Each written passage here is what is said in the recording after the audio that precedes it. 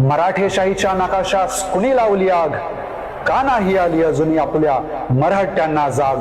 नुसत्याच घोषणांनी आपुला कोरडा पडतो घसा, लाज नाही वाटत मिटताना इतिहासाचा ठसा. देश रक्षणासाठी बापजाद्यांनी केले रक्ताचे पाणी, अन मुघलांचे गुलाम आम्हास शिकवती इतिहासाची वाणी.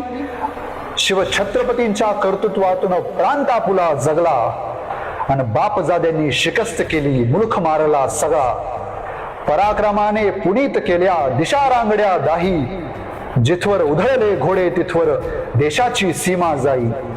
अटकेपासून कटकेपर्यंत फडकत होता भगवा, दिल्ली केली बटीक अन मुघलांना भरला लखवा.